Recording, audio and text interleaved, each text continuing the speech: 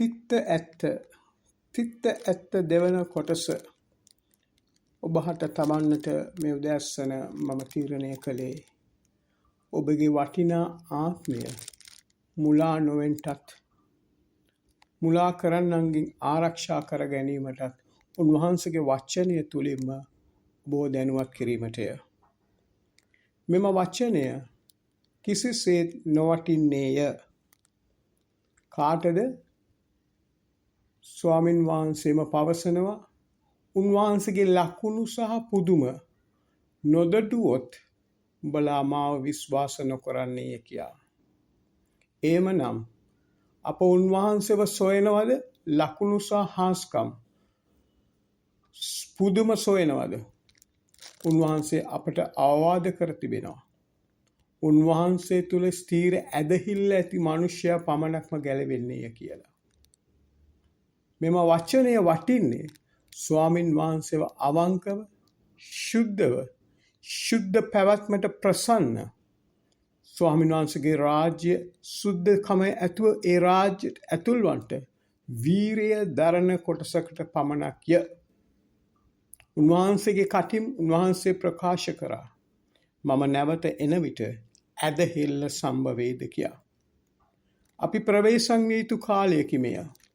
මන්ද මේ ස්වාමින් වහන්සේ අපි ඉන්න කාලය අවසාන කාල පරිච්ඡේදයේ හැටියට මේ කාලයේ ක්‍රියාවන් අනුව අපිට උන්වහන්සේ වටහා දෙන්නේය. එළිදරව් පොතේ 20:11-12 උන්වහන්සේ පැහැදිලි ලෙස උන්වහන්සේ අපිට පවසනවා උන්වහන්සේ විනිශ්චය ආසනයට ළඟා වන්නට ඇති කාලය ඊටාත්ම ළඟයි. උන්වහන්සේගේ විනිශ්චය ආසනයට යන්න කාලය ඊටාත්ම ළඟයි කියලා. මන්ද සෑම මිනිසෙක්ම එම විනිශ්චයේදී මුහුණ දිය යුතුය. මරණයට පත් වූවන් ජීවත්ව සිටිනන් සෑම ආත්මයක්ම උන්වහන්සේ ගෙනෙන බව විනිශ්චය ආසනයට උන්වහන්සේ කියා දී තිබේ. මම තනියම උපත ලබන්නේ. මම තනියම මරණයට පත්වන්නේම. මම තනියම විනිශ්චයට මුහුණ දීමට සිදුවන්නේය. අපි සෑම දෙනාටම ඒ සිදුවීමට ඒ ආකාරයටම මුහුණ දීමට සිදුවෙන බව දේව වචනේ ස්ථීර කර තිබේ. එළිදරව් පොතේ 20:12 සියලු දෙනා සිංහාසන ඉදිරියේ සිටියේමිය කියලා. එළිදරව් 20:13 තම තමන්ගේ ක්‍රියා ලෙස විනිශ්චය කරනු ලබන්නේය කියලා.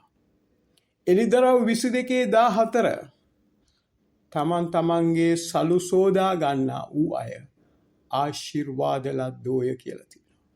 කිසි කෙනෙකුට තවත් මිනිස්සෙක සුද්ධ පවිත්‍ර කරන්නට බැරිය. කිසි කෙනෙකුට තමන්ගේ විනිශ්චය ඉදිරියේදී උපකාර කරන්න තමන්ට බැරිය. සෑම මිනිස්සෙක්ම තරා තීරණ නොබල ස්වාමින් වහන්සේ විනිශ්චයට කැඳවන බව දේව වචනේ ස්ථීර කර තිබේ. තිත්ත ඇත්ත මේ ඇත්ත තිත්ත ඇත්ත අද බොහෝ අයට දිරවන්නේ නැත. මන්ද ඔවුන්ගේ රාජ්‍යවල් ගොඩනගාගෙන සිටින්නේය. අස්සරණ මිනිස්යෝ මිලියන ගණන් මුලාවී මම් මුලාවී සිටින්නේය. ඒක තමයි ස්වාමින් වහන්සේ පටු මාර්ගයක් පළල් මාර්ගයක් ගැන අපිට පැහැදිලි ලෙස කියා දී තිබෙන්නේය.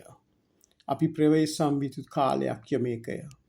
තීතස් පොතේ 2:14 ජේසුස් වහන්සේ සියලු අධිර්මිෂ්ඨකම් වලින් අප මුදවා යහපත් ක්‍රියා ගැන ජීවිත වූ සෙනගක් සුවකීය සම්පතක් කොට පවිත්‍ර ගන්නා පිණිස අප උදෙසා තමන්ගේම ජීවිතය පූජා කළේ කුරුසේය.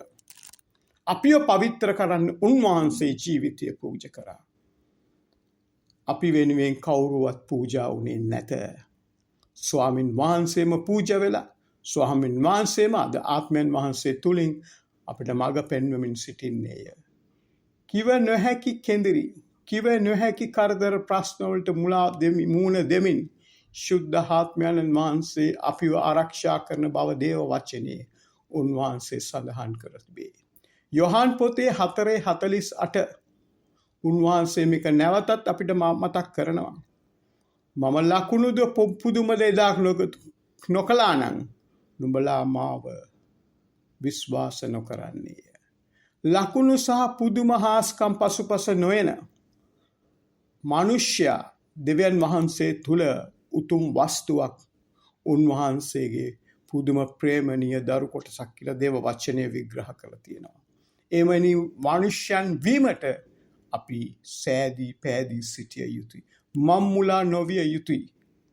ඒ වගේම ස්වාමින් වහන්සේ තුල විශ්වාසය ඇතුව උන්වහන්සේ තුල ගමන් කරන මනුෂ්‍යයාට උන්වහන්සේම කියනවා යොහාන් පොතේ 6:45 මම ඔවුන්ට උගන්වන්නේය කියලා. ඒ වගේම ස්වාමීන් වහන්සේ මතක් කර දෙනවා එදා හිටපු සෙනගට ඉතිහාසයේ ස්වාමීන් වහන්සේ උඹලාට උගන්වන බව පවසා තිබේද? යෙසායා 54:13 එසේ කියා තිබේ. ඒක ස්වාමීන් වහන්සේ නැවත එදා සිටපු සෙනගට මෙනෙහි කර දුන්නේය.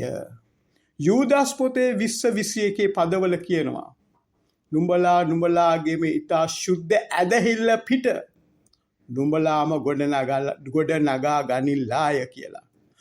අපිවම සුද්ධ ඇදහිල්ල මත ගොඩනගා ගත යුතුය. පළවෙනි යොහාන් 2:27 වෙනි පදය. පළවෙනි යොහාන් දෙවනි පරිච්ඡේදයේ 27 වෙනි පදයේ උන්වහන්සේ කියනවා ආත්මයන්න් වහන්සේ නුඹලාට උගන්වන්නේය කියලා. කොච්චර ලස්සනද. උන්වහන්සේ අපිව මේ ගමන ගෙනියන ආකාරය ඇසට නොපෙනෙන ආත්මයන්න් වහන්සේ ශුද්ධකමට ප්‍රසන්න ආත්මික දරුවන්ට උන්වහන්සේ පිහිට වෙන ආකාරය මේවා කාටත් කපා කොටා දමන්නට බැරිය. ඒ කොටස කාටත් මුලා කරන්නට බැරිය. තීතස් පොතේ කියනවා 12 පදය නිර්භීතකමින් තමන්ව පෝෂණය කරන එඬේරුම් එනවා කියලා. උන්වහන්සේ අපිට තවත් තැනක මතක් කරනවා ජේසුස් වහන්සේ මාගේ රැළට අනුකම්පා නොකරන තමන්ම පෝෂණය කරගන්නා වූ වෘකයෝ බැටළු හම්පෙරෝගෙන එන්නේ අවසාන කාලේ මාගේ වචනය වෙනස් කරන්නේය කියලා. මේ තරමට උන්වහන්සේ අපිට අවවාද කර තිබෙද්දිත් අද මේ සිදුවෙන දේවල් දැකෙද්දිත් අද බොහෝ සෙනග මම්මුලා වෙලා යනවා. අනේ ඒ අහිංසක සෙනගට දෙයියන්ගේම පිහිටයි. තිත්ත ඇත්ත ඔහුන්ට ඔබින්නේ නැත. බොරුව ඇත්ත තමයි ඔහුන්ට ඔබින්නේය. යූදාස් පොතේ එසේ කියනවා. ඒ වගේම ස්වාමීන් වහන්සේ යොහාන් පොතේ මෙසේ කියනවා මම උගන්වන්නේය කියලා. ඒ වගේම හීබ්‍රෝ පොතේ 12:25 උන්වහන්සේ කතා කරනවා. ශුද්ධාත්මයන් වහන්සේව එපා නොකරන්ට බලා ගනිල්ලාය කියලා. ස්වාමීන් වහන්සේගේ ආත්මයන් වහන්සේ කතා කරනකොට වචනය තුලින් අපිව පෝෂණය කරනකොට ඒකට පයින් ගහන මනුෂ්‍යයාගේ ආත්මය සදාකාලික ගිනිවි. මේක පැහැදිලි ලෙස උන්වහන්සේ අපිට දක්වනවා. කියා පානවා. ඒ විතරක් නෙමෙයි ගීතාවලියේ 16:7 වෙනි පදය. ගීතාවලියේ 16:7 වෙනි පදය. රාත්‍රී කාලයේ මාගේම සිතුවිලි වලින්ම මට දෙවියන් වහන්සේ ගුරුහැරකමු දෙන්නේය උගන්වන්නේය. කොයි තරම් ස්වාමින් වහන්සේ හැම පුවතම අපිව ආරක්ෂා කරනවද? උන්වහන්සේ කියන ඇස පිය නොසලා අපිව රැකගන්නේය. නුඹලා නිදාගන්නේය මම නොනිදා නුඹලාව ආරක්ෂා කරන්නේය. අපි රාත්‍රියේ නිදා ගන්නවා. අපේ සිතුවිලි තුලින්ම ස්වාමීන් වහන්සේ අපිට උගන්වනවා මේ උස්සස් ක්‍රියාවන්, මේ උතුම් ආත්මික ක්‍රියාවන්, මේ බල මහිමාන්තික ක්‍රියාවන් අපිට තේරුම් ගන්න පුළුවන්ද? අද මේවා තේරුම් කරලා දෙන්න අද මිනිස්සු ඉන්නවද? අපි කුඩා කාලේ අපිට සැබෑ දේව දාසයෝ සිටියා. තමන්ගේ ජීවිතය කැප කරගෙන තියෙන දේවල් දන් දීලා උසස් රැකියාවල් අත්හැරලා ස්වාමින් වහන්සේත් එක්ක පවුල් තුමා ගමන් කරනවා වගේ ගමන් කරපු සේනාවක් හිටියා ඒ කාලේ. ලංකාවෙත් හිටියා, මුළු ලෝකෙත් හිටියා. අද එවැනි අය සොයා ගන්න නැහැ. අද දේව වචනය මාරු කරන තරම් අධර්මිෂ්ඨයන් සිටින ලෝකයක අපි ජීවත් වෙන්නේ. ශුද්ධ දේව වචනේ යේසුස් වහන්සේ එක තැනකයි අපිට ලියලා දීලා තියෙන්නේ, කියලා දීලා තියෙන්නේ. ඔබ යාඥා කරනකොට මෙසේ යාඥා කරපන් කියලා. ඒ යාඥාව පවාද ඒ ශුද්ධ යාඥාව පවා පරීක්ෂාවට නොපමනුව නපුරාගෙන මාව ආරක්ෂා කරමැනව. එදිනෙදා මට භෝජනය දුනු මැනව. මේ උතුම් වචනවල තියෙන ගැඹුරත්වය කොයිතරම් උතුම්ද? එදිනෙදා ඒ කියන්නේ අද රාත්‍රියේ මම මැරුණොත් හෙට මට මොකක් වෙයිද? ඒ නිසා ස්වාමින් වහන්සේ කියන හෙට ඔබ ගැන කනස්සලු නොවෙලා අදට අවශ්‍ය දේ මම සපයන්නේ මේ කාටද මේ කතා කරන්නේ ස්වාමින් වහන්සේගේ ආත්මයට ප්‍රසන්නව ආත්මයන් වහන්සේගේ ශුද්ධකමට ප්‍රසන්නව තමන්ගේ ජීවිත පැවැත්ම සුද්ධකම තුළ ගමන් කරවන්න ප්‍රසන්න ආත්මයන් වහන්සේගේ ගුරු හැරකම් ලබන සෙනකට ස්වාමින් වහන්සේ කතා කරනවා ඉඳගෙන උන්වහන්සේ කියන නුඹලාගේ ශරීරය මාගේ මාලිගාවය 6:19 පළවෙනි කොරින්ති මොනාන්සිට ගැඹුරු පණිවිඩයක් අපිට කියන පළවෙනි කොරින්ති 6:19 නුඹලාගේ ශරීරය දෙවියන් වහන්සේගෙන් ලැබූ නුඹලා තුල ඇත්තා වූ ශුද්ධාත්මයන් වහන්සේගේ මාලිගාය කොච්චර ගැඹුරු උන්වහන්සේගේ බලවන්ත ක්‍රියාවක් අප තුල ක්‍රියාත්මක වෙනවද උන්වහන්සේගේ ආත්මය අපේ ශරීරය තුල ක්‍රියා කරන ආකාරය උන්වහන්සේ උගන්වන්නේ මේ දෙවියන් වහන්සේගෙන් ලැබූ නුඹලා මෙවැනි කොටස උන්වහන්සේගේ උතුම් කොටසක් හැටියට උන්වහන්සේ සලකනවා. උන්වහන්සේ කියනවා ඉදා ඉඳගෙන දෙවියන් වහන්සේගේ දරුවන්ට මාගේ ගෝලයන් තව තැනක යේසුස් වහන්සේ කතා කරලා කියනවා ඉඳගෙන මාගේ දරුවන් තවත් තැනක ස්වාමින් වහන්සේ කතා කරලා කියනවා යේසුස් වහන්සේ මාගේ මිතුරන් කියලා. බලන්න උන්වහන්සේ කොයිතරම් අපිව පාපිෂ්ඨ ලෝකයෙන් ගලවලා සුද්ධාත්මයන් වහන්සේගේ මඟ පෙන්වීම මත ආත්මයන් වහන්සේගේ ගුරු හැරකම් මත අපි මේ ගමන අරගෙන යනකොට උන්වහන්සේ අපිට දෙන වරම එමත් නැත්නම් නාමය මාගේ මිතුරන් තවත් තැනක උන්වහන්සේ කියනවා මාගේ ලපැත්තේ නුඹ හාන්සි වන්නට යන්නේ කොහෙද මේ උන්වහන්සේ වැඩ සිටින්නව අපින් කටින් වචනින් කියනව සුද්ධ ස්ථානයේ නැමැති ස්වර්ග ස්ථානය උන්වහන්සේම කියන මගේ ලපැත්තේ නුඹ හාන්සි වන්නේය මම බොන භාජනයෙන් නුඹ බොන්නේ නුඹට බොන්න මම දෙන්නේය කියලා එදා පීලාත් රාජ්‍යරු අහනකොට යේසුස් වහන්සේගේ රාජ්‍ය කුමක්ද කියලා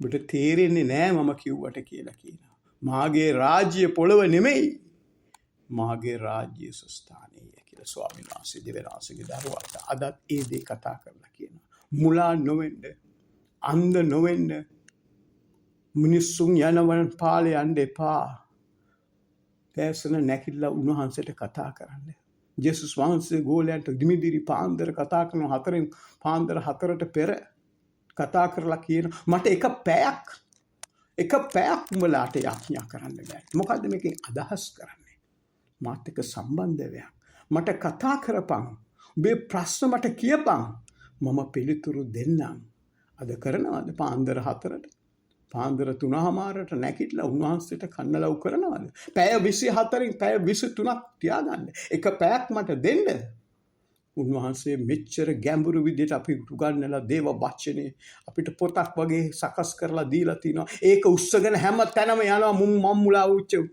ස්ථානවල වලට යේසුස් වහන්සේගේ වචනය කඩම් පිට පෙරලලා අහිංසක මිනිස්යන්ව මුලා කරන යේසුස් වහන්සේගේ නාමය කතා කරන උන්වහන්සේ ක්‍රියා කරන බලය පාවිච්චි කරමින් නමුත් යේසුස් වහන්සේගේ වචනයට පහින් ගන්නවා කොයිතරම් අධර්මිෂ්ඨ සේනාවක් සිටින අධර්මිෂ්ඨ පූජකයෝ සිටින අධර්මිෂ්ඨක පාස්ටර්ලා කියා ගන්නවරු සිටින උද්දච්ච ආත්මවල පස්සේ නේද අපි මේ යන්නේ උන්වහන්සේ අපිට කොච්චර ලස්සනට පැහැදිලි ලෙස කියලා තියනවද ගීතාවලිය උන්වහන්සේ කියන 119 මට මතක හැටියට උන්වහන්සේගේ නාමවල දාගන්න එපා උන්වහන්සේගේ නාමය යේසුස් වහන්සේ කියන උන්වහන්සේගේ නාමය අති උතුම් අති ගෞරවාන්විත නාමය කියලා ඒකට ඉංග්‍රීසියෙන් කියනවා රෙවරන්ට් කියලා අද මේ උද්දච්ච සෙනග ආත්මයන් වහන්සේගේ මඟ පෙන්වීමක් නැති කිසි යටහත්කමක් නැති බයක් නැති මිනිස්සු බය නැතුව නමට ඉස්සලා යේසුස් වහන්සේගේ දෙවියන් වහන්සේගේ නාමය දා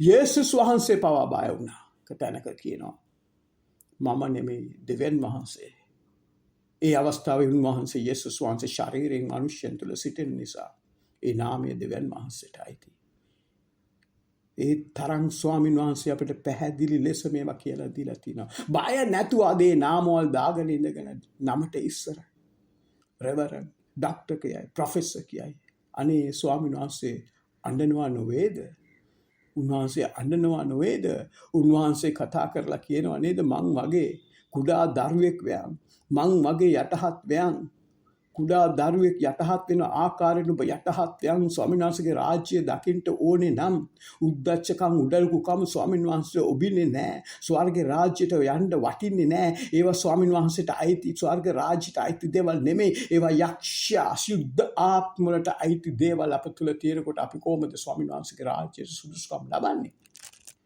උන්වහන්සේ විශේෂයෙන්ම මේ දවස් අපිට අවවාද කරගෙනම සිටිනවා. අවවාද